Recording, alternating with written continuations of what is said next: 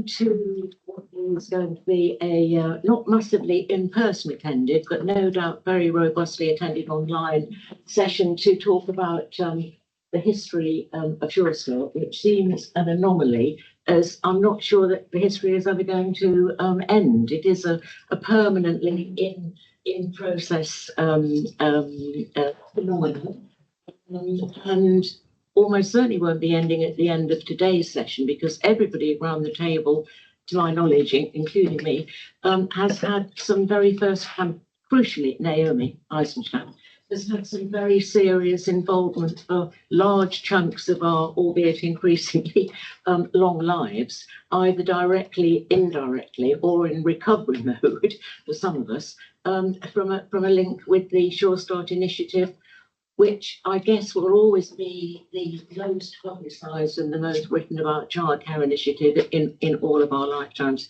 and certainly the most expensive. And indeed the national evaluation thereof, I was part of. Welcome.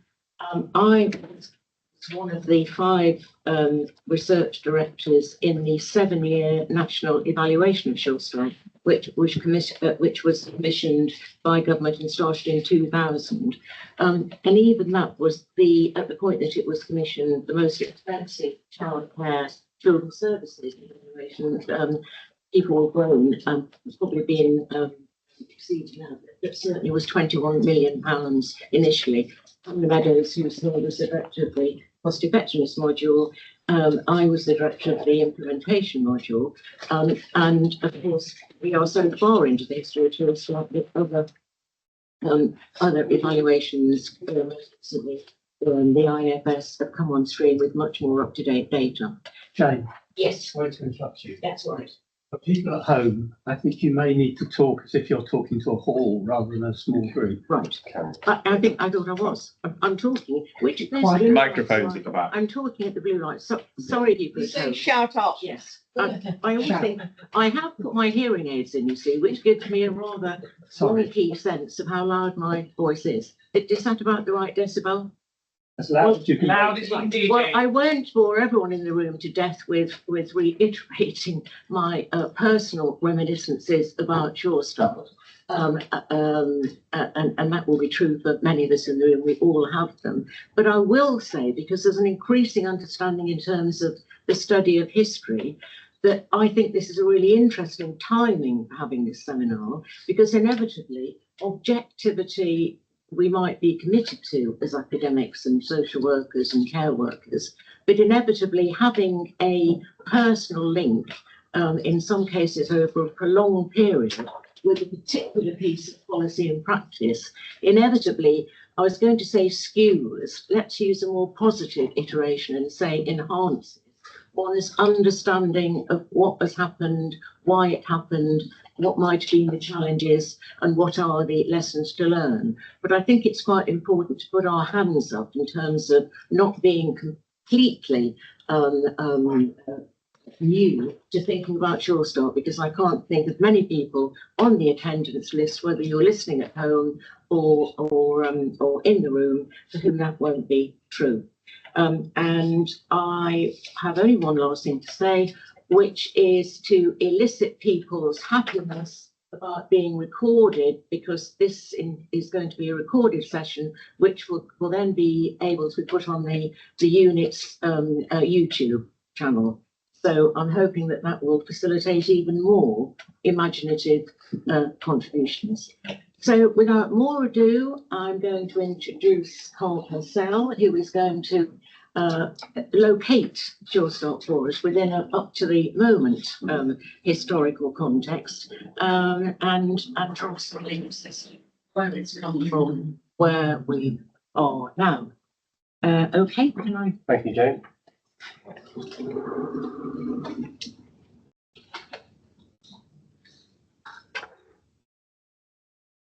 Can people see that at home?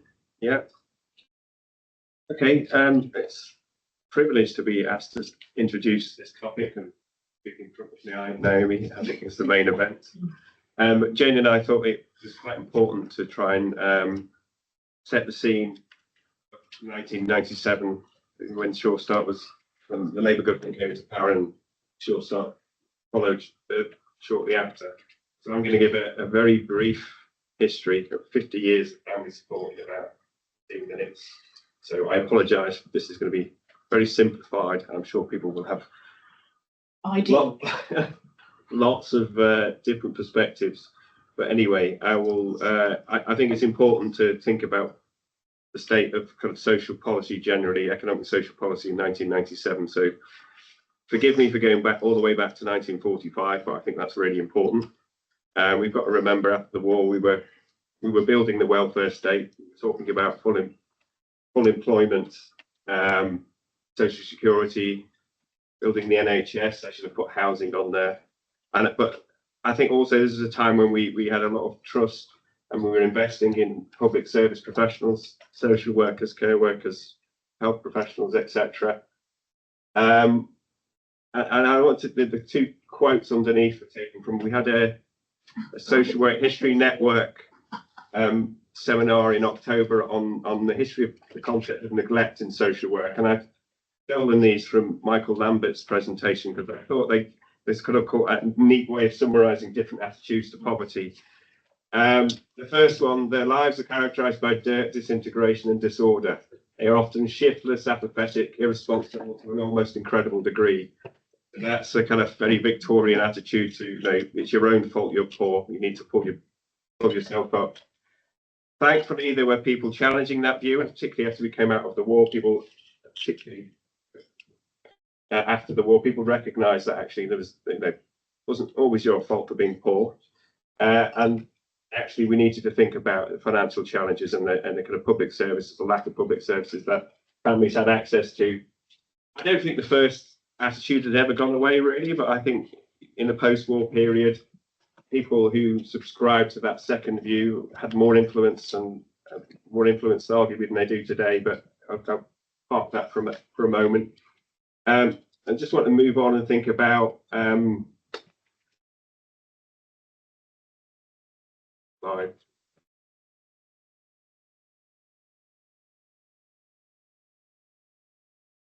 think about the concept of family support and how we, family support before Sure Start.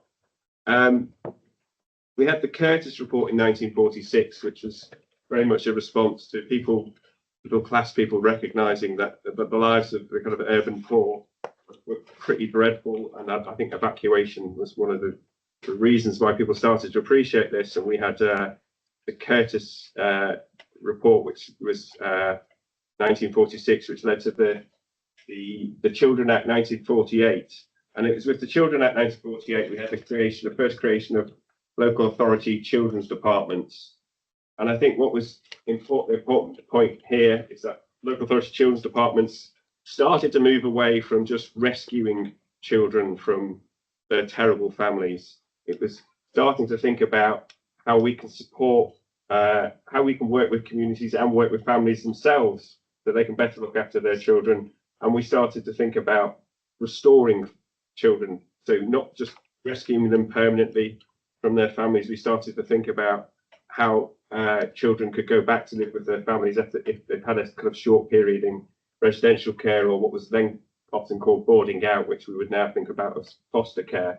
But I think the point is to make that local authorities were required to do more work with local communities and families in that period, focused around children that we previously have been rescued in inverted commas. Moving on to the Children and Young Persons Act 1963, this followed the Ingleby report, which is I think 1960, which was really a response to the problem of juvenile delinquency in inverted commas. But the report, although it focused a lot of it on youth crime, juvenile delinquency, there was some recommendations in the report about doing more work to, in inverted commas, promote the welfare of children. Could you ask them to mute? Yeah, I think you might be able to mute from. I'm not on it, I'm afraid. Can people mute themselves at home, please? We're getting a bit of feedback in the room. Thank you. And just to, okay, so go back to Children and Young Persons Act after that, we start to see, and I think maybe some local authorities are starting to do this anyway, but this gave them the kind of the legal power and what Hendrik calls the kind of the go-ahead for children's departments to work more actively with families. So not just children, but with families. So we're starting to think about children as part of families. This all seems so obvious, but maybe it wasn't at the time. Moving on, then we had the Seaborn Committee in 1968, which had a strong social work voice. And this view that about what social work and social welfare should be about, and it's about working with families. It's going beyond what they call the rescue of social casualties. So we start to think about preventative services and working with families, so we don't have to always intervene in a crisis. And I think we also have to think about all the other agencies. So we're looking beyond local authorities, the voluntary sector, the church, etc., and about working in collaboration with those agencies in the local community. And this led eventually to the Local Authority Social Services Act 1970, which a year later created social services departments, which incorporated the children's service departments, and they were responsible for supporting families across the age range, so from children all the way up to older people, which were around up until the Children Act 2004, when they were children and adult social care was separated again. And as an important statistic I got from Ray Jones's book here, that when we set up, when social services departments were set up, there was lots of money around, and they were told to plan for budget increases of 10% a year. Can you imagine? And so this idea of doing preventative work was, it could happen. Sadly, this is the next slide, it's more depressing. Sadly, this period of optimism and money, this didn't last very long. And then from the late 1960s through to the early to mid 1970s, we start to see a shift, and we see the development of what today we would call child protection services. The first bullet point refers to the discovery of battered babies, in inverted commas, in the United States. So this was doctors in the United States identifying children who've been physically harmed and locating the causes of that in the kind of psychological deviancies, if you like, of their parents. And this is sometimes called battered baby syndrome. So we have a medicalization of child maltreatment here. So moving away from this idea, moving away from this focus on poverty and kind of the home environment. But arguably it was the Maria Colwell inquiry which was really kick-started the move towards more proceduralised child protection in the UK. Recommend Nigel Parton's book on politics of child abuse is great on all of this. And with after the Maria Colwell inquiry, social workers were criticised, as they very often are today, for being too trusting, for trying to work with families rather than kind of protect children, or what we would have said in the past, be rescuing children. And then sadly, we have more serious case inquiries throughout the 1980s, which level similar criticisms of social workers for failing to intervene, for failing to act decisively, failing to protect children, and being too trusting of parents. However, we did have, in I think it was 1987, 88, the Cleveland inquiry, which pointed to social workers intervening too quickly. This was children who were taken into care on the evidence provided by, I think, 2 doctors in Cleveland, which is in the northeast, suggesting that children had been sexually abused. There's a couple of hundred children who'd been taken into care, and there was an inquiry which suggested that was done on sort of fairly flimsy evidence. So we have social workers on the one hand criticised for not acting decisively enough, and then social workers for abusing their power. I mean, the important point is social workers, and in particular, were under the microscope very heavily criticised. And I think this all eventually feeds into the Children Act 1989. There's a lot of important research which feeds into the Children Act, but I think the important point to make, and I'm sure there's loads of other sections of the Children Act that people are familiar with and I've left out here, but I wanted to make a distinction between Section 47 and Section 17. So Section 47 covers core child protection responsibilities. So making sure we intervene appropriately to protect children who are at risk of significant harm. But section 17 attempts to provide balance. It retains that commitment to family support, to supporting families, trying to prevent children being taken into care, trying to make sure children can stay at home if that's appropriate. Sadly, I mean, I think Jane, you probably have a strong view on this. It's probably never been implemented in the way that people who drafted it had intended. There was a series of research reports called Messages from the Research in the 90s, which suggested, and quite understandably, that the money was all going into child protection section 47 work, and that was very little left over for family support. And what was being done in terms of family support was patchy. You know, it depended where you lived in the country, which local authority area you were under. Which leads to the final slide, which is just to go back to thinking about the broader social policy context. So we started off with the welfare, building the welfare state. All of that was happening, all that kind of those changes around social work and family support were happening in the context of the kind of collapse of the kind of social welfare consensus, the kind of commitment to the increases in unemployment, a move away from universal welfare services to more means testing. So, for example, means testing of school meals, regressive taxation, so moving away from taxing wealth and capital to kind of putting VAT on everything. Mistrust of public services reflected in the new public management reform, targets, prioritisation, procedures, etc. And I think I just wanted to finish with that one startling statistic, which I think is important to think about the short start, which is by 1997, we've moved from 1 in 10 children living in poverty at the end of the 1970s to about a third, and loads of research and campaigning linking that to health inequalities throughout the 90s. And so a lot of research and evidence, which I think Short Start builds upon. And with that, I'm going to hand over to Naomi, who's going to tell us where Short Start came from.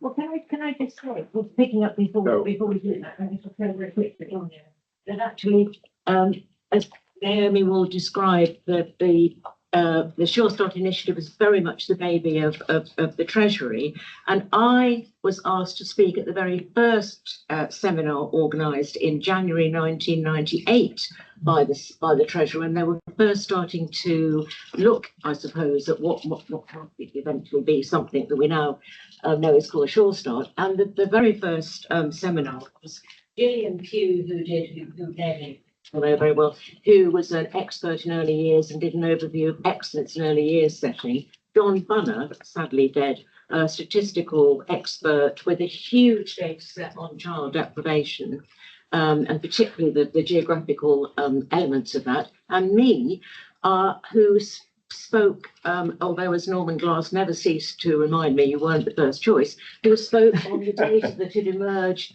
that had emerged from my and Jane Allgate's study on the implementation of children in need services. We did 3 in total, but that was the middle one. And it was very clear to me, standing there in the seminar room at the Treasury, that whilst there was great openness on the part of the Treasury and indeed for the expert civil servants and people, it was a sort of closed seminar for all the others, there was an immediate, so I'm setting Naomi up here that she can tell me to shut up, there was certainly, something to think about when we come back to discussion, there was certainly much less enthusiasm for thinking about the potential role of social work. And I feel entitled to say that because this is the Social Work Literacy Network. Over to you, Naomi, and we will now hear the full unexcavated version of Sure Start. Sorry, I'll go and see. James, can you pass my bottle of water? Oh, brilliant. Oh, thanks ever so. Look. This is best. What a good job we've got to do.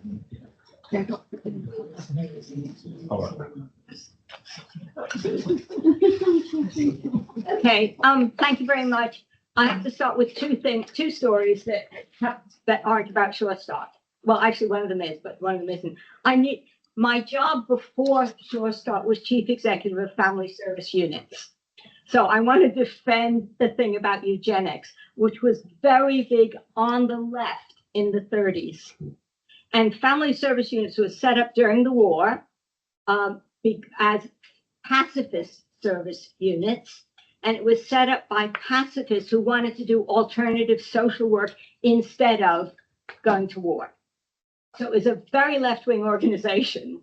And the eugenics thing became incredibly unfashionable, obviously after the war, because of the Nazis. But up until then, Sweden had a eugenics program, Denmark had a eugenics program. I just felt very defensive about my organization. FSU was extraordinarily progressive.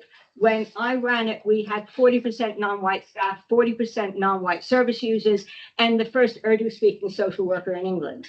So we were, I just feel like I have to defend it because I loved FSU. And all that stuff happened before I arrived. I had nothing to do with how great it was.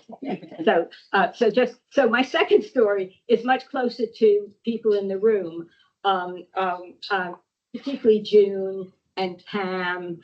And so this is probably a story that you don't know. That's that there was a massive, you can imagine the massive competition to get the contract for the Shore Start evaluation. And many of the people involved in the competition were very close friends of mine. Teresa Smith, sadly dead, Kathy Silva, and Norman was involved in the competition because he was then he went to Nat Sen. And so we did it as fair as possible. We did it in every way possible and came up with the Birkbeck proposal. Now, the problem was that it was done completely without ministerial involvement because it was meant to be. Legally, ministers weren't supposed to be involved.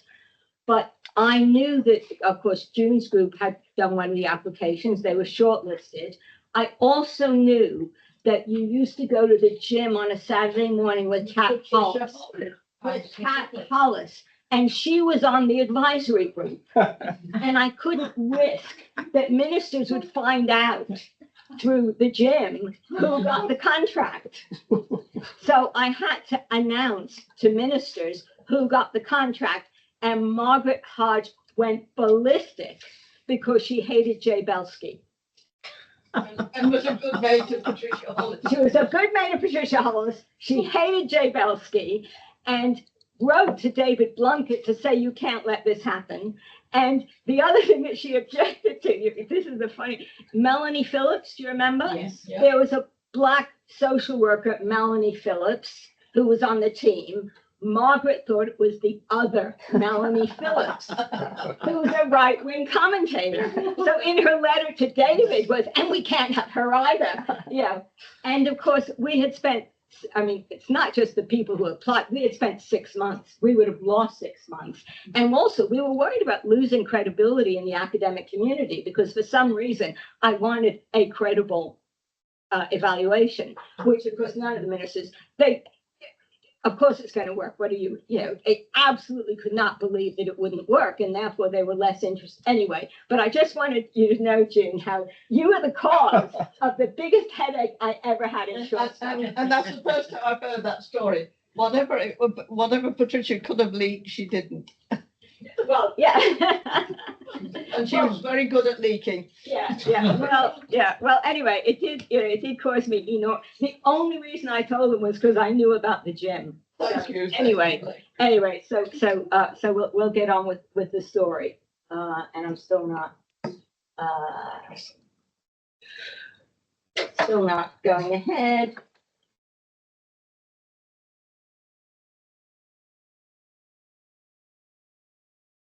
Yeah, but I shouldn't have to do that. No, I think that will work. Yeah. Okay. So, just something about myself. I actually do say I work with family service units.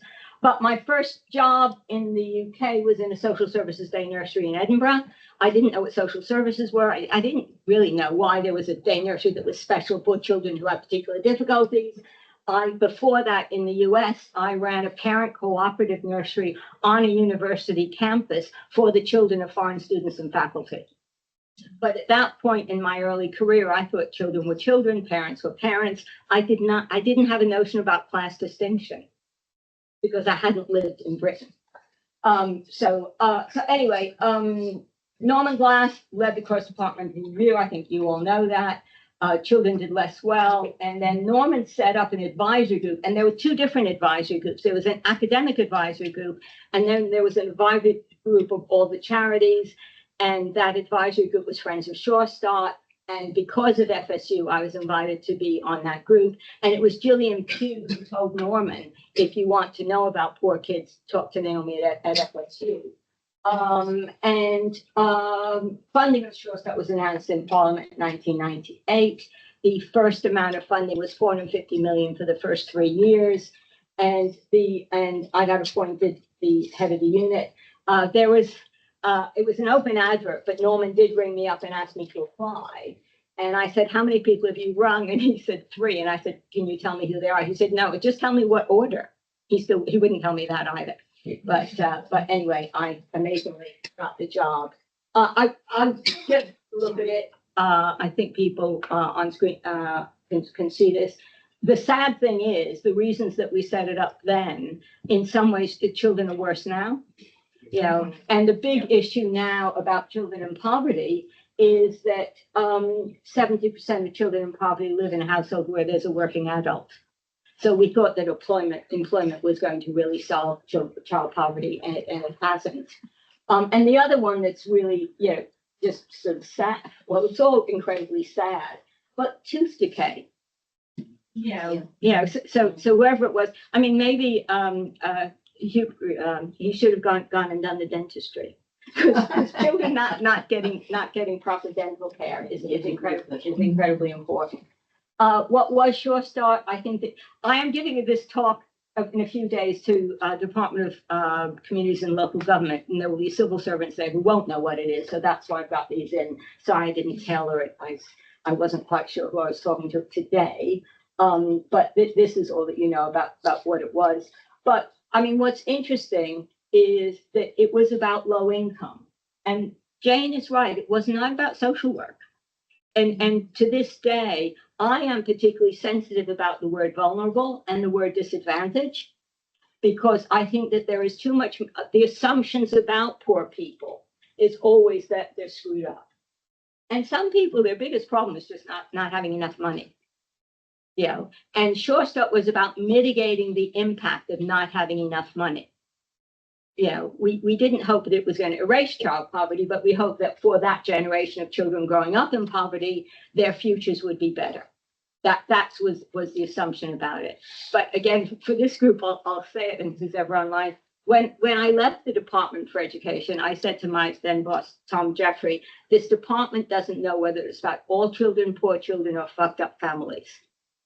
And the reason that bothers me is that I think it's disrespectful to poor people to always assume that there are those underlying things about, the Tories talked about broken families and single parents and drug addiction and, but when I ran a nursery in Milton Keynes, mainly the problem people had was not enough money, And it's not that nobody did any of those other things, it's that wasn't the major presenting factor.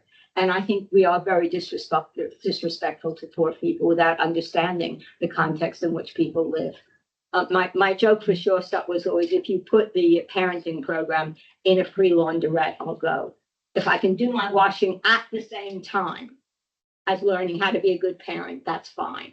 But otherwise, I just don't have the time or energy or bandwidth for what you want me to do. So I'm going to quickly go through what research told us about Sure Start. Jane, apologies, because it's so truncated, both in terms of NESS and in terms of the evaluation of children's centers. But in the end, what we found, or what they found, was that there were real impacts on parents but really limited impacts on children. And people don't talk about this much. They're very nervous about it. I think it's really important to tell the truth about, what worked, what didn't work. So on the aim of school entry, you'd have to say it failed. And the question was that the impact on parents, and both studies found good, outcomes mainly on family functioning. And Kathy Silva, my great mate from Oxford, will say that basically the changes in school entry were for high quality early education. And the changes in families was through family support. And then it begins to make sense. And when you put the two together, you actually got some very good results. And then lo and behold, unbeknownst to me, the IFS about, probably 5 years ago started doing some evaluation, and 2 years ago it began to come out. And what we found in the IFS study is something quite, a lot more complicated. So it's a difficult slide, but I will summarize it in terms of statistics. By the time children were sort of 7, 8, 9, we were beginning to get real results. And by the time they were 15, we get better GCSEs. And the hospitalization thing is really, really interesting, because the key factor in hospitalization was boys and accidents, because it was about self-regulation. So less hospitalization is a big deal. The other thing that's interesting is that in terms of hospitalization, for babies, for under ones, there was higher hospitalization. But we think that was because there was much more observation of problems in babies.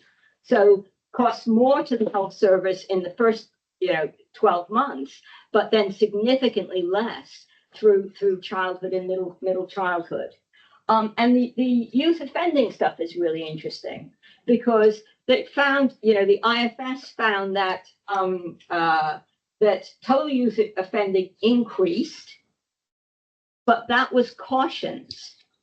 So there was an increase in cautions, a decrease in actually custodial sentences, which again, that is actually, it sounds odd, but that's good news, because custodial sentences are much more serious offenses. So we had an increase in low-level offenses, poor behavior, but a decrease in very, very, in really, really serious offenses that require a sentence, a custodial sentence. And again, in children, now it's difficult because these are in the not statistically significant line, but you got in children in need, you had some increases. In children looked after, you had decreases about the time that children spent in care. So it's a mixed picture. And I think that, the most important thing that the IFS says is that this is not a magic bullet. This is not an intervention that really helps for the most complex families, nor is it meant to. But for the vast majority of children who were poor, who lived, and the other thing to point out, which is really important, and Kathy gets really annoyed at me when this gets left out, of the 3 studies, the Evaluation of Children's Centre in England, the Oxford, the ECI study, was the only one that actually got data on service usage. The others, both NESS and the IFS, is about children who lived in the Shore Stop catchment area. And they were very much about the beginnings of Shore Stop when it was really well funded. It's really important that it was about when it was still highly funded, when it was concentrated in very poor areas, and when it was a random selection of children in the area. Whereas the ECI study, Evaluation of Children's Centre in England, actually measured service usage, and they could find out from service usage that yes, there was, the better parental outcomes were through the more services you used, the better the outcomes. So there was direct correlation between service usage, which was very, very important finding. So impacts on subgroups, this is again from IFS. So in terms of low income, it really shows that we would, that it was the right thing to do. It really shows that, and now, Bernardo's has just come out with a report saying we want to go back to 2,500, 3,000 children's centers. And my answer, my view is no. I mean, I would say spend the money in the poorest areas. I just don't think it's a good use of public money, and I don't think that it had the, part of it is that there's not as much travel to, distance to travel. If you think about how you think of an increasing curve, you want one line to go up, but if you're about inequality, you certainly don't want the line of the other kids to go down or stay flat, but you don't want it to go up as fast because otherwise you're not reducing inequality. So I would say, spend the money in the poorest areas. I'm going to say a bit more about that as I go through what the big lessons are.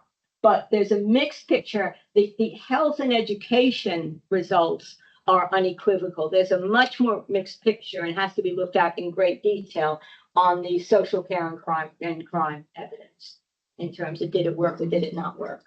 So what are the key elements of success? Well, just concentrate services where people need them the most. Combination of open access and referrals. Open access is where you get the families on the cusp, where you get the families before it's serious. I mean, that's what early intervention is all about. But the other thing about open access, and I always have to remind people in education in schools that earlier services are voluntary. You don't go to jail if you don't send your kid. So open access means you have to think about why would somebody want to come here? How do I, it is a service that you want people to want. You can't force them to do it. And therefore, I think one of the magic bits was the reciprocal nature of Sure Start services. So again, my best story on this, which some of you may have heard, was about Andrew Adonis. Andrew Adonis, when he was education advisor at Number 10, lived in Hackney and had small children and had a Sure Start leaflet through his door. And it was for aromatherapy. And he rang me up and yelled at me and said, why me and why aromatherapy? No evidence base. And we had to explain to him, well, this is what parents ask for. And that's how you get them through the door. And then you begin, it's a reciprocal relationship. It's not just, we want them to want what we think is good for them. And funnily enough, they often don't. And then we think they're stupid or feckless. We don't work with, we had the luxury of a reciprocal relationship with service users. First, big government program ever that middle-class people were envious of. They wanted it, which is astonishing. And I got criticized for that. I got, Cameron said about, pointy-elbowed middle-class women using Sure Start. That school is terrible. All those middle-class parents want to send the kids to that school. I don't think that's a bad thing. I think that showed that we were doing the right thing. But the whole business about open access was really important because not only did that mean that there wasn't a stigma, it meant that you have to market it. You have to do something that people actually want, which is, an odd notion. So it's that collaborative working with local parents, what they want, what professionals think they should want. Good data access and collection was really important.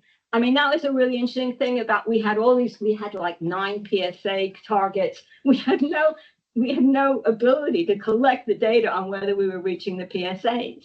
There was no infrastructure. And of course, health wouldn't share data. Health wouldn't even tell us when new babies were born. So the centers that were run by health began to get much better results because they knew they had the data, but they wouldn't share it with anyone else. And of course, an independent evaluation. And the independence of the evaluation was incredibly important because we were under intense pressure. And when that first set of poor results came out, which people saw, a Financial Times journalist asked me about it the other day. I mean, what I think is really important about that story is we identified a group for whom it was not working, teen mothers, and analyzed probably why not, got more money. When it found out something wasn't working, we got more money to do particular outreach for teen parents. And Jane will know and Pam will know at the next, the 2 years later, there was no difference between teen mothers and the rest. So we course corrected, and we couldn't have course corrected if we didn't know. So that's the purpose of evaluation. And the fact that ministers held their nerve I mean, Tony Blair said, I never thought it was going to work anyway, and I cried. But we got more money, we course corrected, and there was no difference between teen mothers and the rest. So the data stuff is really, really important. So what are the barriers and what are the enablers? Well, almost all early intervention requires cross-departmental cooperation with ministers, and ministers need to have the same vision for change. All the ministers had a different think bubble. I wrote about this in my book, but they were really, so Tessa wanted to smell the babies. David Blunkett wanted community cohesion. He wanted it all to be run by the voluntary sector, and he didn't particularly want childcare. He actually thought that mothers should stay at home in those days. Yvette Cooper wanted childcare. Margaret Hodge wanted early education. They all wanted something different, and we had to keep, course correcting to keep the ministers happy, but to keep the show on the road. But it was, and the other thing I think was that I think the miracle of Sure Start, aside from, Norman, was that David Blunkett and Tessa Jowl were good friends. And if love and money at every level is what makes things happen. And because they were such close friends, they had a committed vision and they really wanted it to happen. So when people sort of give me the credit, I would say the threesome who really deserve the credit are David, Tessa, and Norman Glass. Clarity of outcomes and measures, intermediate, course correction thing is really important. I think workforce support, I think that we fell down on not understanding the kind of skill set it takes to do interagency work, and that there weren't that many Norman visited Margie, Wally, and Gillian Pugh and thought that they were all over the place. We couldn't clone these people. Most of the Sure Start managers, wouldn't have had that full set of skills because early years was not a high skill area. And in fact, some of our really great Sure Start managers had come from special needs housing. They didn't necessarily come from early years. They had to come from disciplines where they had to bring partners together. And there was some really, really, really, really brilliant work. The other thing is, like the last point is really important. Demonstrable leadership from the highest levels, nationally and locally. Basically, and it's the case now in terms of what I'm doing now. I'm a non-exec at the Department of Health and the Department for Education. And the role is about getting the departments to work together. Well, in my view, the two secretaries of states aren't great buddies. I don't think there's any animosity, but you don't have that same magic that you had with Tessa and with David. But most importantly, if the prime minister is keen on these missions, is he holding his ministers to account for working with each other? Because all of them want to get a seat in the cabinet. And that issue about how incredibly competitive and ambitious middle-ranking ministers are. And, once you're in the cabinet, you're competitive for even, for the big three. It's very, very, there are forces against working together that are just hardwired into the system. And at every level, it's same at local authority level, at, in a school in terms of the head teacher, at every level, unless the leader can have a vision of what this is all about and why they want it to happen and judge people by whether they make it happen. Almost, the silos were designed for a purpose, which is very clear accountability. And once you begin to work together, it's much harder to say where the credit goes and where the blame goes. So it's much harder in terms of the way organizations work. So when Yvette Cooper first got appointed as public health minister, I took her into the Department of Education to have a meeting with David. They stopped her at the desk and asked for her ID. They didn't actually know. So I think this is this is my last slide. And this is from a piece of work that Axel Heitmüller did on what is the role of government in family policy. And I have to say that there's been in the news again, nanny state stuff about the health and diet and stuff. Rich people have nannies. I think nannies are a really good idea. I don't see why we wouldn't, why wouldn't you want a nanny to make sure that you can make the right choices and to put, the nuts. I love all that stuff. But basically, the argument that Carrie Oppenheim and I made in the book Parents, Poverty, and the State with it The role of government in family policy is to create the conditions where it's easier, and that's reducing pressures. So financial support, 2-child limit, come on, and access to good leave. I would rather have a full year's leave rather than free childcare from 9 months. I really don't like free childcare from 9 months. I'd rather have a full year paid leave between mothers and fathers, paid at a higher rate. Quality early education and care. These are all the things that make being a good parent easier. And then increasing capabilities are the things that government can do. But I think that it's about doing both. It's not one or the other. And I would say in terms of the coalition wanted to increase capabilities, but they were also incredibly increasing pressures, both. So you take people's money away and say, read to your baby every night. This is not going to work. And of course, the Tories themselves, again, I'll end with, again, my best story, which again, saying that the problem with being mixed online is that you can't, I don't know if anybody laughs at the jokes, but when Carrie and I wrote the book, we said, it was a very interesting observation. So if you start with Blair, Brown, Cameron, Clegg, all had small children while in office.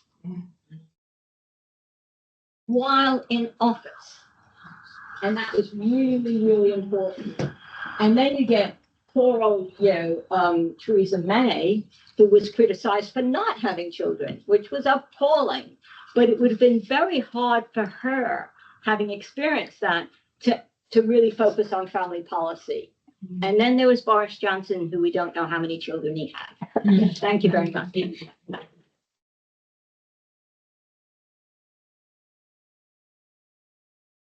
Well, brilliant. Thank you so much, both of you. Now, how do we want to handle comments and questions? I guess people may have a comment for Carl or, sorry, Yes. or Naomi. Yes. So we start with, is that privilege for the room, or what's easiest? Should we start with people in the room first of all, or are there people online, Stephen, who'd like to come in at this point? Let me get out of the chat way.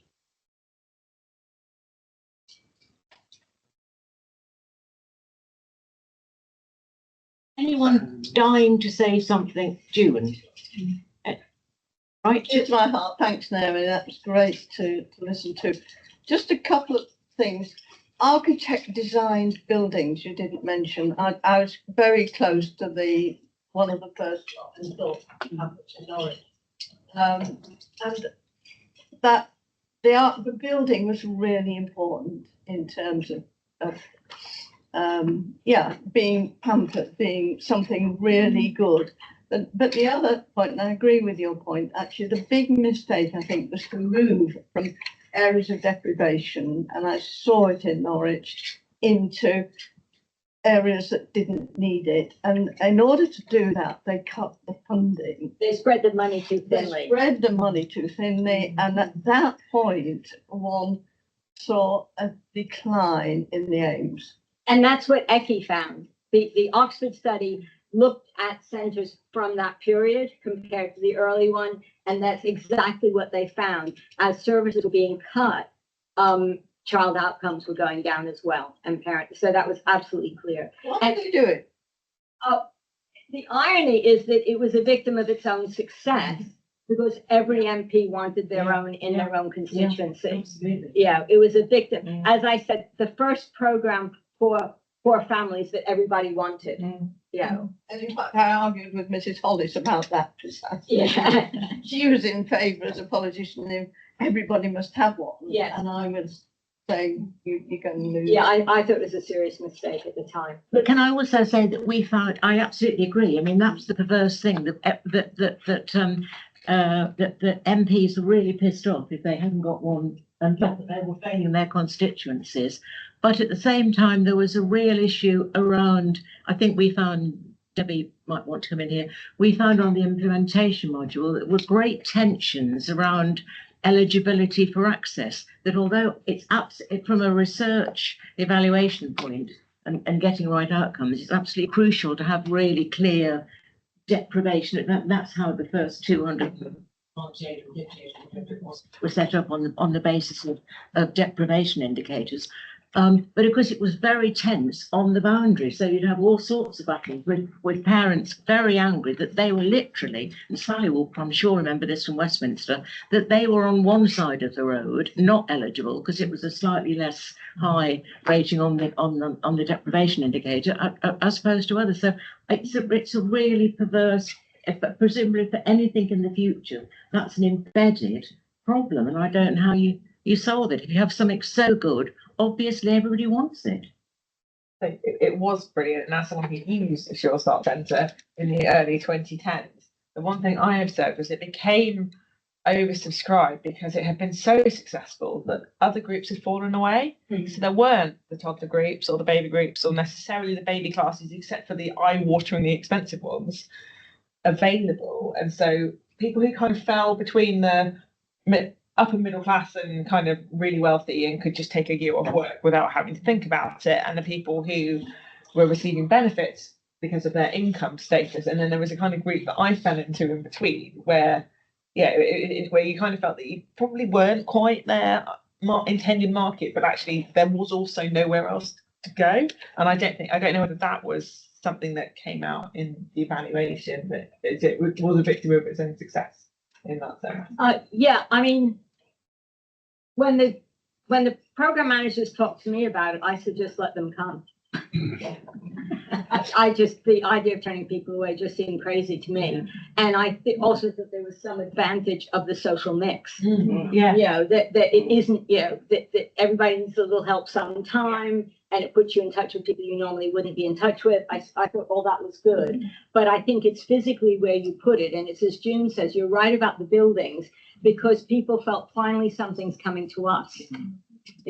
But the other thing that was an unbelievable luxury, which you can't imagine now, is that, and I'll tell you again how this is so strange, is that while they were submitting their plan, it was not competitive. Once the area is designated as a forest area, and of course it was Jacqueline who did all the wonderful work on how poor the areas was, you were going to get it, but we had to agree the plan. But while we were reviewing the plan, we gave them 50,000 advance capital to do something.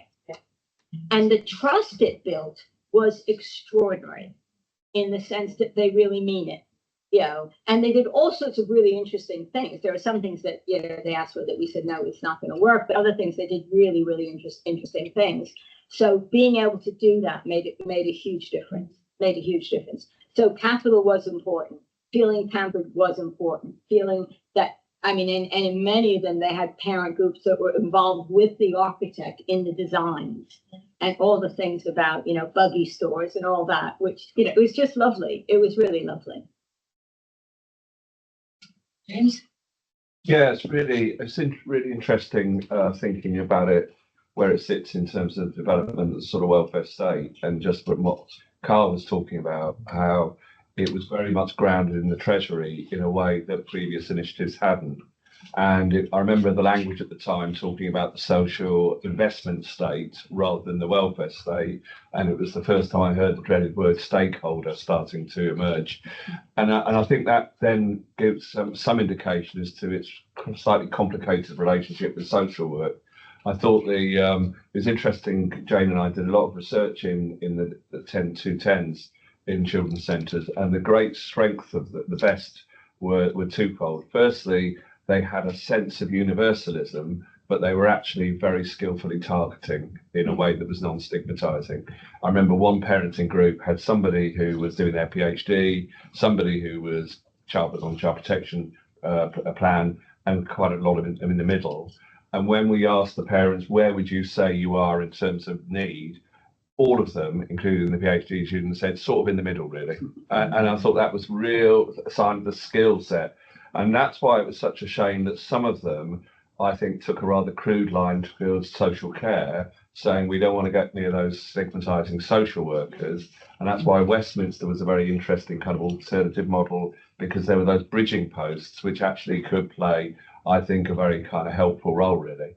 And that's, I suppose the last thing, I would just have this sort of growing sense of despair, really, when you look at the state of the world now and the damage that the coalition government did in the 210s and the austerity, not just in terms of sucking money out of the state, but, you know, the language George Osborne used about benefit society after that awful murder in Derby of those 5 children. This is benefits Britain in action. But also, you know, Josh McAllister did his review of children's services a couple of years ago and says there needs to be, you know, and many of the ideas reflect the best messages from Sure Start in some ways.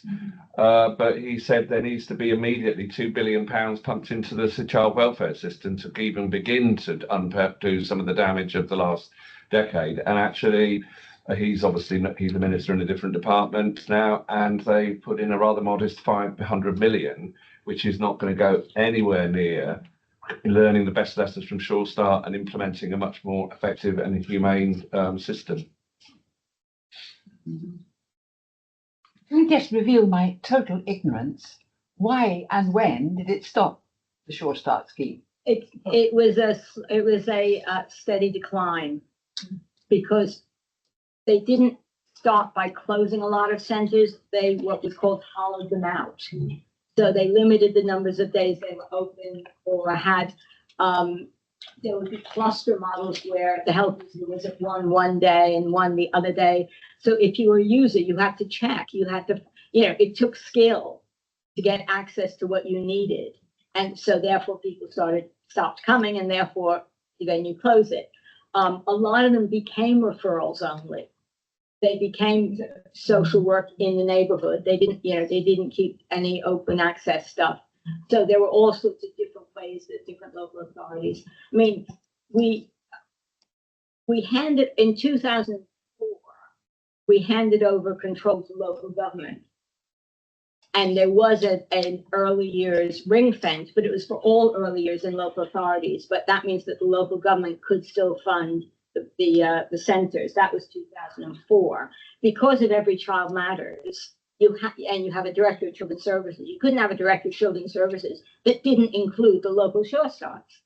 And that's when Norman, got really angry and wrote an article in The Guardian that said Sure Starts dead. Because Norman didn't think that local government could do it. He just thought it could only, I used to joke with Norman that he thought it was like Sure Start and global warming. And that when it came to elderly, we were going to call it Sure Stop. But the whole issue about the funding was first to local authorities, and then the coalition removed the ring fence. And you know how local government was cut during austerity. Well, they had no choice. But there's a lot in the north that still stayed as Sure Start Center.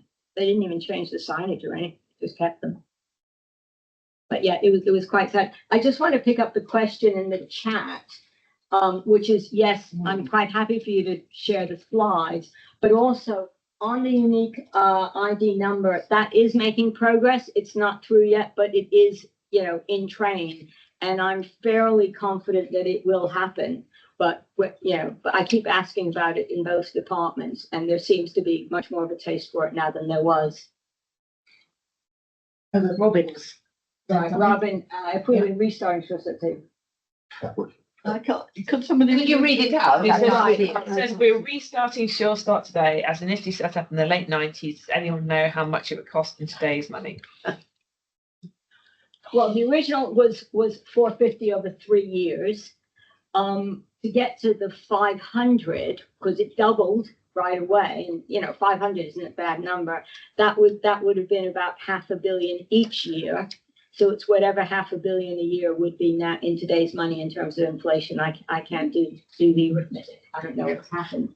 But the other thing that's interesting, just all the little funny stories, is that we had 450 for the first 3 years. The first year was 80 million, and I managed to spend 7 because it takes a long time. Yeah. And I come from the voluntary sector, and I didn't know you had to spend the money in year. Yeah.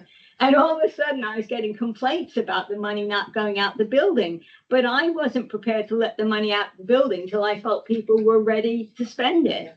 And it took, particularly buildings. And these were, this wasn't a skill set that was commonly held in early years people to commission a building and an architect and find a plot and, so it did. I mean, the Nest found out that it took approximately 3 years to get a fully functioning Shore Start off the ground from when the money was allocated. So we did have problems about spending the money. If only we had such problems now. Other questions, comments? Just a comment about that period that I remember so well, which was very well used. And again, Norwich was a good choice because it was a very good local authority. And that they used buildings that happened to be there, and particularly education, learn IT, how to use a computer. They didn't want to, the women didn't want to go into the middle of Norwich. It's not far away, but they didn't. But so there was the IT skills in there. Housing was crucial. People coming in to this group of people rather than saying you have to go in there. That to me made a huge, and that started straight away. The partnerships were in there in Thorpe Hamlets very quickly before there was a building. Well, the one that was Andrew Lesson's idea and is really brilliant, which some still do, is birth registrations. Because that gets you in, within the first few weeks of your baby's birth, and it's a terrific idea. In terms of people involved. So and the other one, which was an interesting one that I was very skeptical about, and it's why they invited me to visit, was a Haredi community one at Stamford Hill, which I was worried about the closeness of it. And the woman who ran it said to me, look, these children wouldn't go anywhere if they couldn't come here. They have to go to some place where they coach your food. They have to go to some, all the rules and all that stuff.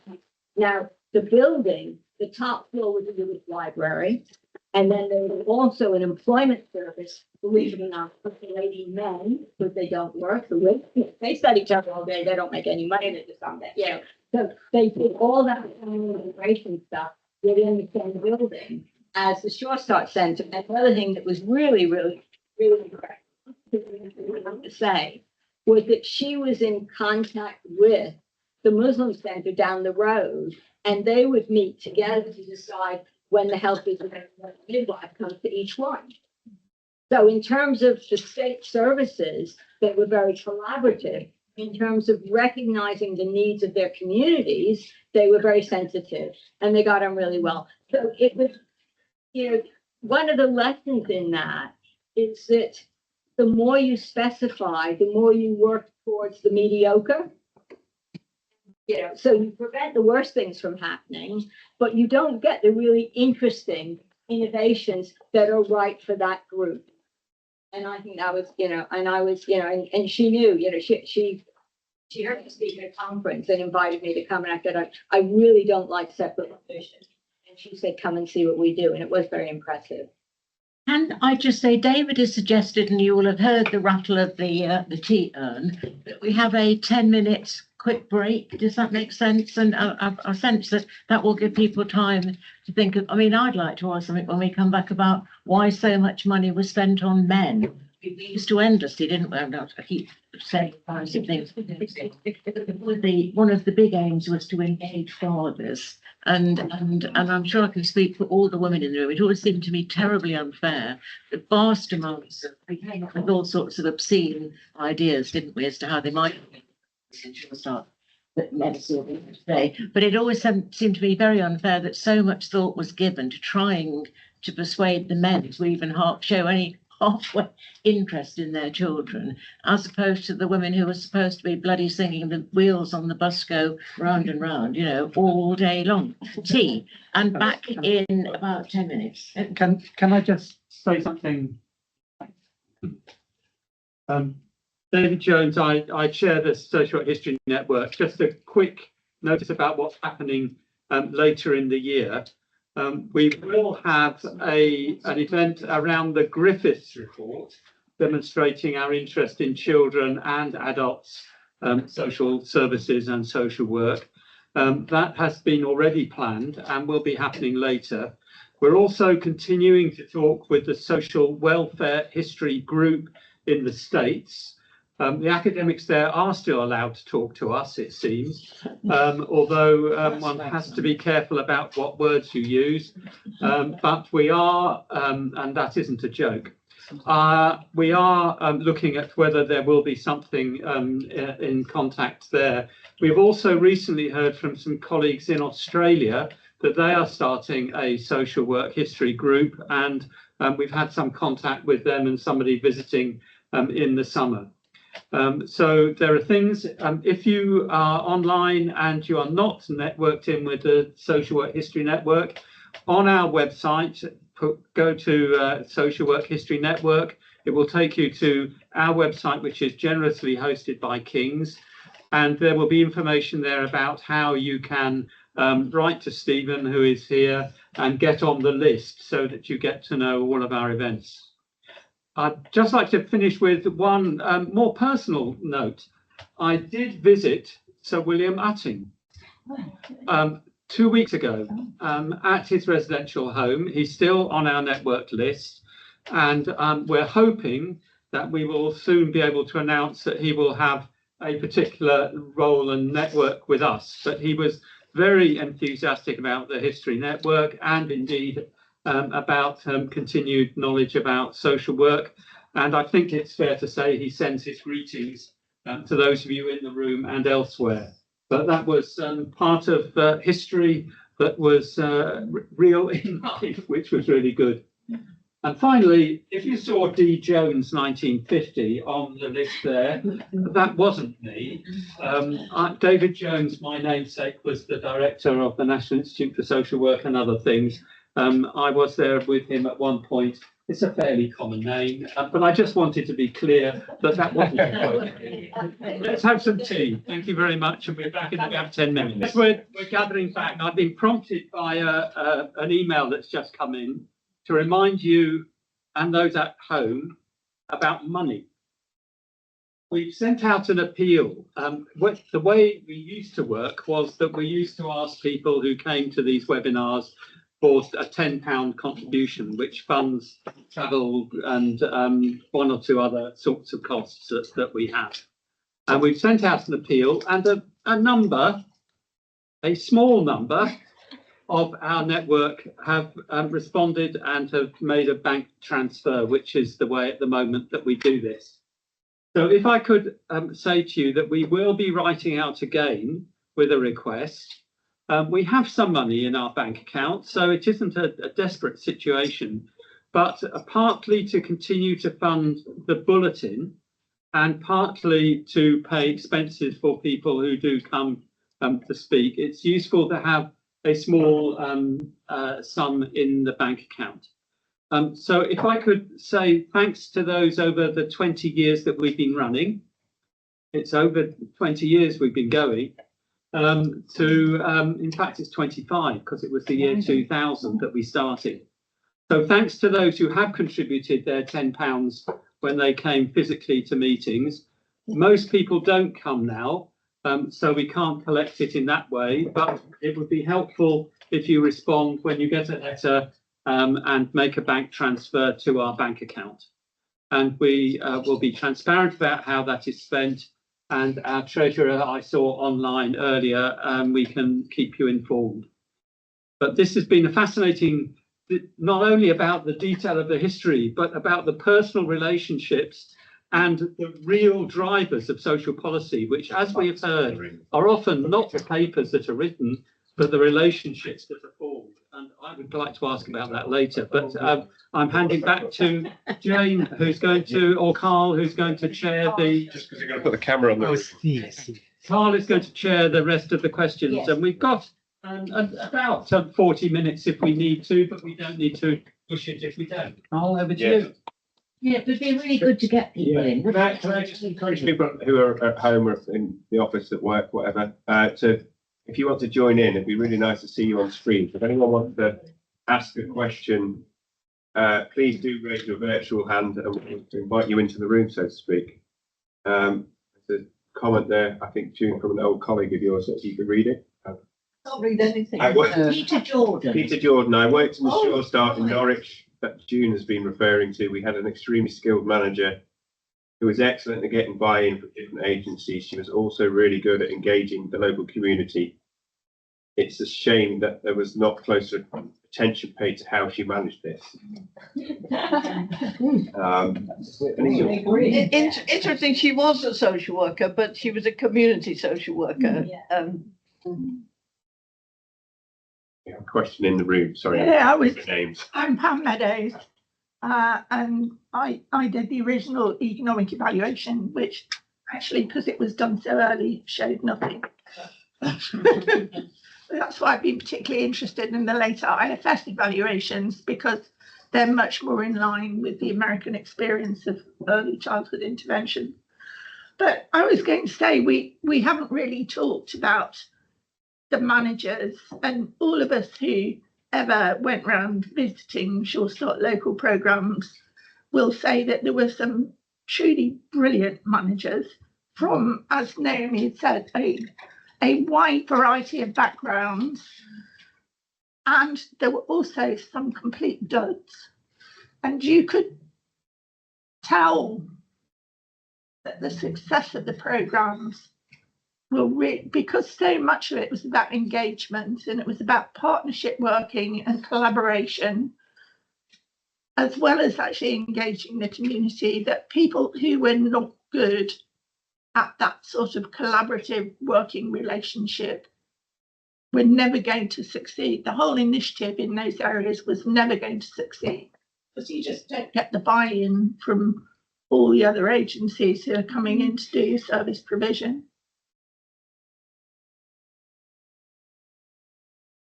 Yeah, it's interesting when Cameron government, of course, tried to do payment by results around children's centres. And again, Jane and I did some work with one local authority, and attributability, that word, was the big issue. I mean, it got very nasty over breastfeeding. Whose outcomes were they? You know, and I remember Naomi spoke at a conference we organised for Making Research Count on multi-agency working, with the quote, I've used it many times, it's not rocket science, it's much more complicated than that. And it does, it is interesting hearing about that skill set was so crucial in actually making them work and make a difference, really. Mine is more a comment than a question, and apologies if I make you feel very old, but I'm just advertising at the moment for a PhD student to work on Sure Start as a history PhD at Swansea University that I'm co-supervising, and we are hoping to organise an event with that student next spring. So if anyone is interested, please do give me your contact details or get in touch with me, and I can take. But apologies. People are applying. What? Don't know yet. We don't see them until they all come in. It'd be interesting to know who thinks, oh, I'd really like to do that. I mean, I suspect some of them will be post-millennium babies, and therefore won't. they may have experienced Sure Start as children themselves, but won't remember necessarily. How's that come about? Last year when I work at National Archives, I'm the principal record specialist for family and local community history, because my specialist area of interest is children and care. When the government transfer records to the National Archives under their departmental retention schedules, anything that comes in on children, education, youth, delinquency comes to me to be read, to double check for sensitivities. Having already been checked by the department, we then re-review it before it's then put on open release.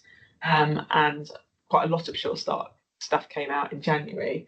And so when the call for potential PhDs came around this year, Sarah and I thought, wonder if we should do something about this, having learnt from the centenary of the First World War that if you wait to the centenary of things to involve people, most of them are dead. Whereas if we wait for the 30th anniversary, hopefully there's more opportunity to engage the people who were there in the moment. And a lot of the names who are on those political papers are back in government, which is fascinating from a historian at the moment. So it's seeing agendas and expectations and predicted outcomes kind of coming back around again after 30 years is quite interesting. question in the chat. I don't know if anybody's able to answer it from Safia.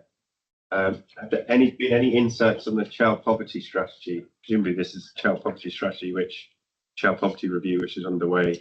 Anybody got any inside information on what may or may not be I bet you will. Well, included? I had an email this morning. They're holding a seminar on the 16th of July that I'm invited to speak at. I mean, I think the child poverty strategy has that fundamental dilemma about services versus income transfers. And I have to say now, again, after all my experience, I mean, I really do push on the side of income transfers. You know, I just think if you're poor, it's money. I mean, it's what gives me agency. You know, it's the choices every day I make. You know, my train fare for this was £17, but would it occur to me to claim the train fare? No, but that's a decision I don't have to make. And I think we just lose sight of those kinds of decisions on a day-to-day basis.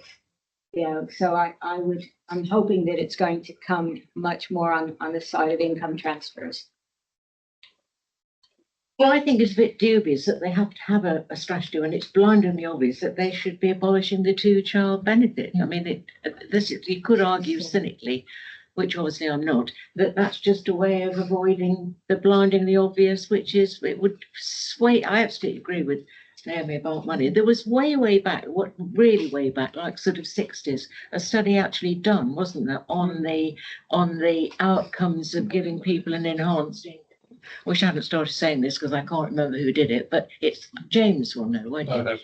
There was one that it looked exactly at that. It looked at the efficacy of what didn't get called income transfers but improved income as against having a nice, even, lovely, you know, social worker or whatever, and it's income that makes all the difference, which is pretty obvious to those who have a choice. Sorry, dignity. Yes.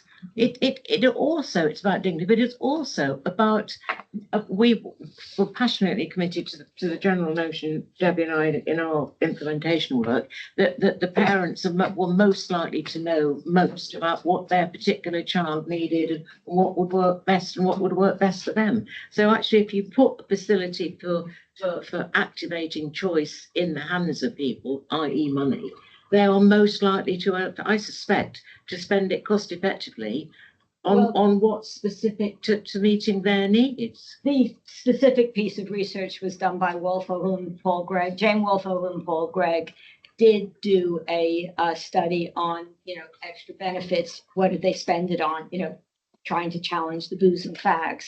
And they spent it disproportionately on their children. You know, that was quite interesting. So it was more on children than actually was the extra money, but funnily enough, not on healthy food, mainly on books, toys, and schools. You know, yeah. But they did spend it on their children. They didn't spend it on themselves. And online, Robin, do you want to ask your question? Maybe turn your camera on if you're able to, please. Hi. My partner's doing some DIY, so if you hear any circular saws, that's him in the room upstairs. I had a question. I've really enjoyed the event. I had a question just about the politics of the evaluation, and Naomi spoke a little bit about who was appointed to do the evaluation, but I'm wondering a bit about what pressure there was to evidence quick results. I know there was some controversy about whether it had shown impact in the early years. We now have the IFS report, but that's 25 years later. And one of the issues that's always been around, it's probably more of an issue now, is around politicians not wanting to kind of invest in things that they don't see the benefit of in the political cycle. So I'm just wondering, looking back, what pressure there was to show immediate impact and how much patience there was, and whether there was any mechanisms for encouraging politicians that had invested a lot of political capital in this to hang fire because there was confidence that the longer term outcomes would show that the investment was the right thing.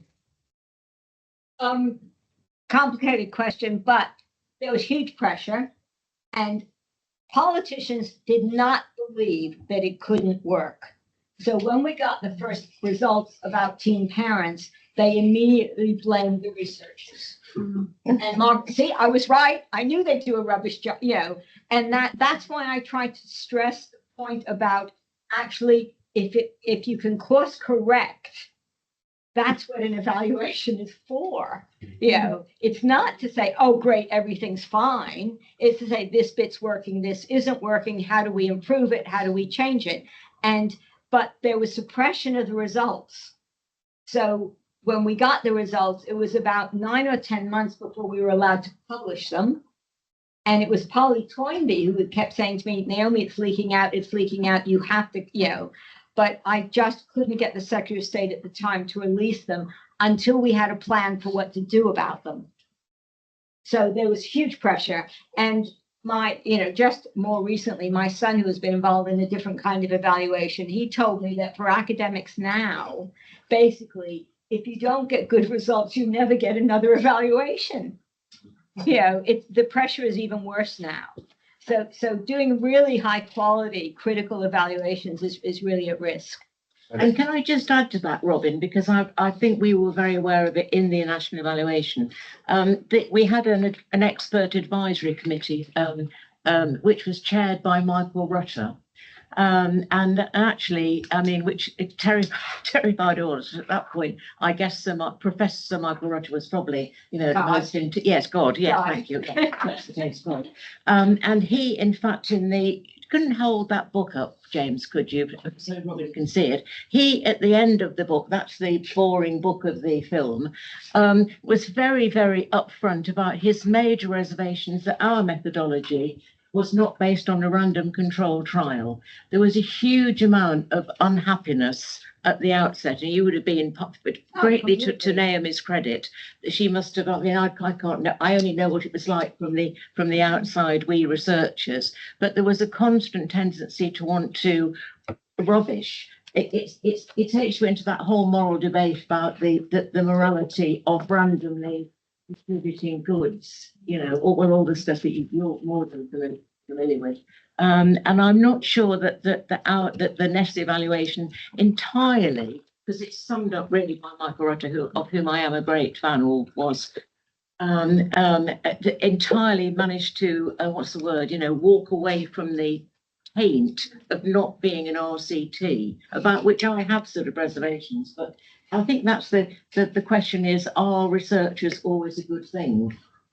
So Mike, just on that, Michael said that from the very beginning, he was against it not being an RCT. But what he said in the closing chapter of the book was that given that they weren't allowed to do an RCT, they did the best possible evaluation you could have done. And he also said, sorry, I have to say it, that the one good thing the government did was hire Naomi Eisenstadt. Which shows what good judgment he had on all these things. But he did say that, I mean, it was a major row to begin with, because he was against us allowing NatSen to apply because of Norman's involvement in setting it up. And he wrote a very critical letter to me. And again, the time I cried, because he was very important, I really admired him. And as a response to it, when we did, I asked him to be on the panel that would select. And he said there was no way he was going to do it because he was so furious that NatSen was allowed to apply because of Norman's involvement. So when we didn't choose NatSen, when we chose Birkbeck, I wrote to him again and said, we need a critical friend on the group, on the academic evaluation group. Would you be willing to do it? And he said yes, and he was really helpful. He was extremely kind, really helpful. And when we had the big argument about not choosing who we were choosing, I made the argument that, look, we really need people like Michael Rutter on our side. And, Secretary of State and his private office was, who's Michael Rutter? We don't care. Yeah. So the idea that we was trying to balance the need for academic credibility with the political needs to get something, it was horrendous. It was just terrible. But we stuck to our guns and got it. Another question on that. Peter, you want to ask your question? Maybe turn your camera on if you're able to. Yeah, Thank you. thank you very much, Naomi and everyone else. It's been really interesting, and thank you to June who told me about this. My question really is related to Michael Rutter as well. I had thought about it before you started talking about him, but I seem to remember quite early on him writing quite a critical piece about how difficult it was to do an evaluation of Sure Start, because part of the remit when the projects opened was that they should be responsive to local demands. And he, I think, made the point, if I remember rightly, that it's really hard to evaluate something if you're trying to compare apples and oranges, that you've got lots of different kinds of interventions occurring in different parts of the country and in different localities. And I have always carried that with me as a sort of central tension of the project, that it was important, it was responsive to local demand, and yet that made it very hard to say which outcomes caused which, which interventions caused which outcomes. But I don't know whether I've got that wrong, or whether you would like to comment on that. You got it completely right. It was a major argument. June and I were talking about it or Pam and I were talking about it just in the break. Ministers would not allow for a randomized controlled trial because they wouldn't, the moral position of denying some constituents rather than others, they were against. My position was slightly different. I was also against a randomized controlled trial because for fidelity, you need the exact same inputs. And the principle was about community participation. And the thing that worked was community participation. So I feel completely vindicated in that. I think it would have been wrong. And the other problem with a randomized controlled trial where you have exactly the same inputs is we didn't know what the input should be. So instead of doing some things worked really well, some things didn't work so well, you could have done the wrong thing everywhere. The idea that you did the right thing everywhere, it was quite scary. So it was a major argument, and Michael did, write very critically about it, but basically that's why I asked him to be a critical friend. That's what we needed. We needed to make sure that there were people of his level of intellect, not just because it would make it better, but also because it would give it some credibility. And I thought that academic credibility was really important. I think that's true, but I suspect that Jay also was very unhappy that it wasn't an RCT. So the sort of the internal as well as the external tensions were substantial. And there's another book to be written about the psychological adjustment of most of the NEST team. Moving swiftly on, I think, yeah. Somebody online there, but just whilst we're on to research, qualitative, that what we've not talked about is the value of the descriptive accounts that came out, and mention another big name of the time, Jane Gibbons. Jane had a lovely typology which we used in evaluating the Norwich ones, which we looked at the members, the customers, and the clients. Right. And the members were on the committee. Yeah. They really threw themselves into the community. They had resources to bring in more than most. The customers, this is the poverty thing, they went on the trips, they went for the sales and whatever it might be. And the clients, and this is the beauty of it, because I know Peter was the attached social worker, the clients are the ones who were struggling, who perhaps they had social workers, but they were very happy, and the Sure Start at its best was for all three. Yeah, basically. yeah. And it was interesting. It made a very good model for the local evaluation, actually, looking at Sue Bailey, another good friend of ours. A lovely evaluation, talking to families and split them up in that way, and it did work equally well, actually. Jackie, thank you for waiting. Thank you. I think I'm not as familiar with Sure Start as many of those there, but I am somebody who has always been committed to early intervention, and I actually trained as what was called a family caseworker, actually committed to preventive work. But when I was a voluntary sector manager in the 1990s, we had a very successful intervention based on cognitive behaviour therapy, which in Liverpool we advertised as a parent survival course. And we researched it as it went and found that parents were saying that the child behaviour problems they were facing reduced by 50%. These were parents who'd just responded and asked to take the course through advertising in the local press. Sadly,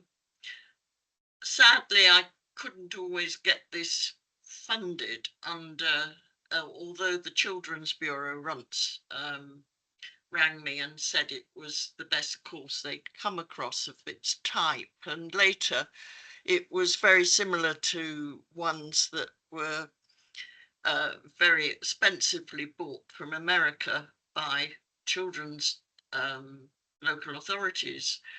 So I was just wondering, within the services offered by Sure Start, you know, how much there was a breakdown of things that might be successful and things that weren't so successful.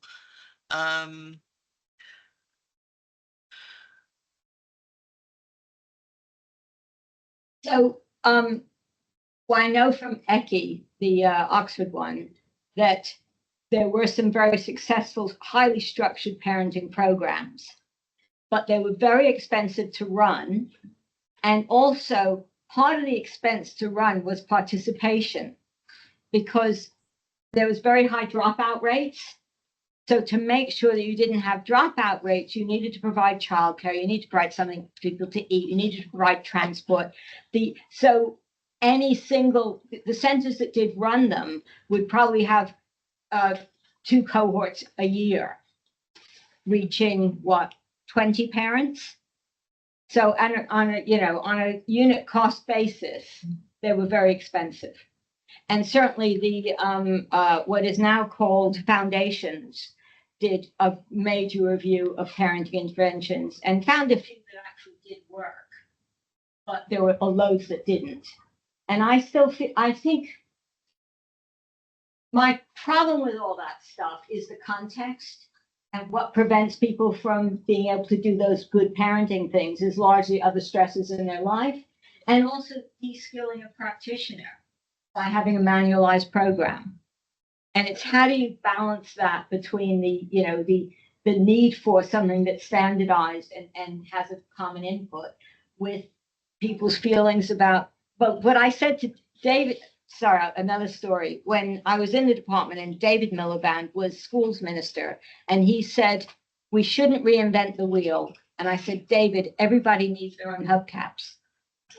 The sense of ownership is very important in efficacy, and the trouble is sometimes that ownership is pretty rubbish. And so there's a both and story about people feeling that they have something really to contribute that isn't just checking the manual, but also making sure that people aren't doing random things that have no basis. So it's complicated and difficult. Can I just, before we forget, I'm just looking at Robin's question there, which I think links on. It's Derek's question. Yes. No, Robin's isn't that a new Robin question? No. It's, Who's the question is from Derek Derek. about what drove Yes, that one? this Oh, is from sorry, Derek, yeah, I'm thinking that's not Robin. No, so I'll read it out. No, sorry, Yes. Robin's Sorry, just saying thank you. Yes, sorry, I just thought, yes, read Sorry. it out, because I think I want to link the answer to Derek. Yeah. To the increase in, I mean, I suppose it's sort of neoliberalism, and it's it must be better because it makes a profit for somebody. That huge, we've been very, James and I, over the years, struck by the the huge increase in manualised programmes and commercially bought things like the what's that flipping thing we used to get so cross about in Wandsworth? The families. Signs of safety. Thank you. Thank you. Yes, even signs of safety. All of the evidence base has been commodified into gobbets of wisdom and then sold back to a workforce who've helped contribute the database in the first place. So I'm not sure that some of what you were raising there with some of that desire to have everything, you know, formula based or whatever, and therefore costable and able to make a profit for probably some overseas company. I'm not sure that that's not part of the answer to Derek. Sorry, just to read out Derek's question comment. Further to the earlier question on the demise of Sure Start. Does anyone have any thoughts on what drove the rise of more forceful interventions which started under New Labour, think family intervention partners, etc., which accelerated under the Troubled Families programme? I mean, can I respond to that immediately? I think those more forceful social policies were always there from the start. We had ASBOs, and I think a lot of that was from the social exclusion unit. Number 10 were very much interested, the Home Office, in that kind of rough, tough social policy. So Sure Start was arguably, from my perspective, a more progressive strand of Labour policy. But I think that more forceful stuff was always there in tandem and in competition at times. I don't know, Naomi, if you have anything to add. I mean, FIPs are really interesting because they started out as the Dundee's family project from Action for Children. And they really were for people who were about to be evicted. As really, really high level antisocial behavior. And it was a deal about you do this and you'll keep your house. So I don't have a problem with that. What I had a problem with is that the expansion of it into families with much less serious problems. And then it becomes much more controlling and policing. I think doing a deal with a family who's about to lose their house and saying, look, we can give you this, we can give you that, but you really have to stop doing this and that. I just think it's about how you then use those processes. And eventually, under the coalition, each local authority had a number of troubled families to find. It was ridiculous. It was got really, really silly. So it's kind of, there's a variety of things that work for a variety of, and trying to, so I have a slightly different view on that. I'm not that down on family. And again, like Sure Start, the early evaluation was it doesn't work, but much more recently, there's been some very good evaluation of family intervention projects. James, I would separate them actually. I think Family and Fit were largely progressive. I remember the Family Recovery Project in West. It was a very progressive, I think, kind of multi-agency kind of setting. I remember interviewing a FIP worker for one of the studies we did, and it was quite inspirational actually. This person who'd been written off as a problem client was completely rehumanized by the whole process.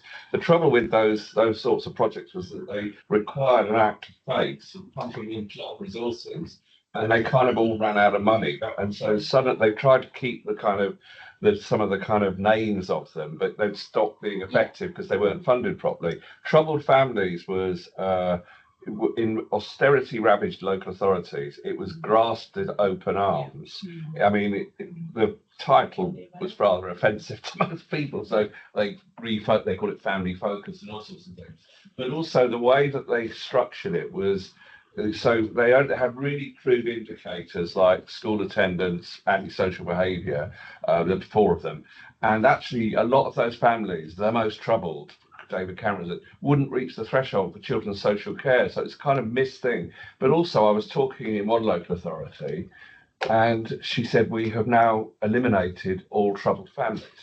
And I said, well, I just walked down the high street. You clearly haven't. But they'd hit intensively working on those performance indicators. And so it was a kind of, but lots of good family support happened around it,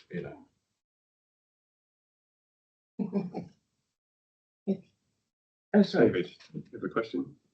I'm just intrigued about youth work. and whether you've got any reflections on that in a this isn't my specialist area, but we all are conscious how youth work has basically disappeared in so many places, and we're also seeing all sorts of rise of issues. Are there some lessons from Sure Start for youth work in a sense, or are there similar issues, or is it a completely different context? I did a report when I was Harvard advisor to Nicholas Sturgeon. I did a report on life chances for 16 to 24-year-olds. So I think, and I do think, and I've said it now, you know, in the DFE, that it's the area where there isn't, the early years has a very good narrative and evidence base. There is not a narrative or evidence base on transition to adulthood. And I think it's a huge gap both in the research community and in the practice community that was sort of created by getting rid of all the youth work for younger kids. But I do think it's like a second chance. And that's how I, you know, and I think that a lot of the difficulties have been created by the 50% target on university. Yeah, because once you do that, then for schools to be in their league tables and everything, you basically ignore the other 50%. Yeah. So I think it's a really missed area of social policy that needs a serious amount of work. You just see the, sorry, anecdotally, but there's a huge new prison that's been opened in Northamptonshire, not far from where I live. 1,000 people. It was intended when it was built to be about rehabilitation and so on. Within a year, it has apparently degenerated into containing 1,000 young men. And you just think of what the young men's experiences and what has put them there. And there's nothing for them, it seems. So, yes, I'm sort of interested. You picked up on the issue of men in Sure Start.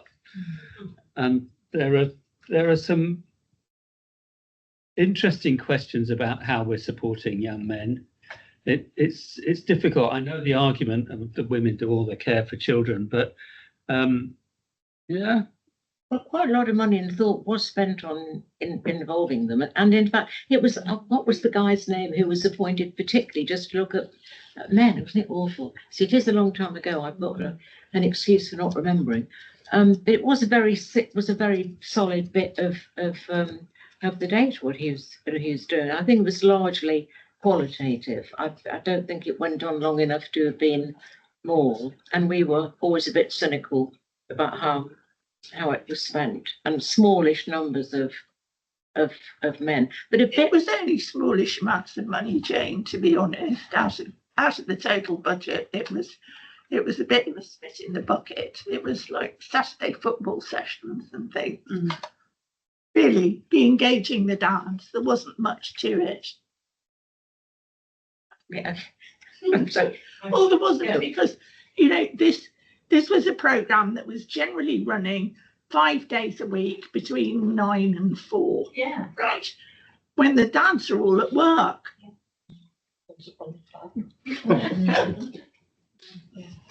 Well, some of them were, yes. I mean, the word. Most of them were. Right. This is a good example of why I've been divorced twice and one hasn't. She has a very much more tolerant view of these things. I mean, I think they weren't spending much. I mean, anyway, yeah. Any other contributions on this front? No, I guess that there was probably unfair to say, but there was a slight sense that anything could be done. That anything that any of the dads did would be regarded as absolutely massively helpful, whereas the women were supposed to sit in these flipping groups. You know what I mean, don't you? Agreeing, Jenny? You know, of singing and doing the whole flipping lot, and yeah, there is. Anyway, I think 5 minutes left. We should move on to something less. There was an interesting, I think, moral panic in the mid-90s around youth delinquency, and I know my PhD supervisor wrote about it a bit, but I think there was something, I think, that coincided with the Labour agenda on looking across childhood and youth in terms of where funding provision should be, and certainly the ASBO generation caught headlines and attention, and that never quite went away. I think as someone who was sort of growing up at the time, I was it was some of the boys at my school, because I went to a 9 elementary comprehensive in rural Gloucestershire. That kind of that attitude to young people was something I think growing up in the midst of that was felt quite strongly at the time by the people who was sort of impacting upon, if that makes sense. Like my age group in the mid-90s were the kind of age group who were being held up as the, you know, cause of all the problems in society at that point in time. But I think that is just that cyclical moral panic around the behaviour of teenagers that just permeates through time. It's gone away. No, it hasn't. That's my point. Yeah. But I think that aspect thing tied in very timely in the sense with. And just because we're running out of time, the two issues that I think that probably aren't solvable but are in tension. One is rural poverty. And delivering services in rural areas is much more expensive. It's much, you don't have that community capacity. You don't have that, you know, I mean, Sure Start works in an urban environment, and it doesn't work in a rural environment, and you need a different way to solve a rural environment, and there is rural poverty. So that's one. But the other one, which I think was really interesting, was race and all white areas.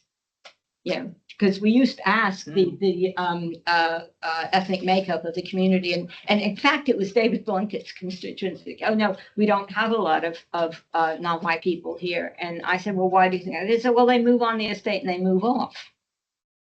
I think, why do you think they move off? You know, so I went to a Sure Start in Cumbria.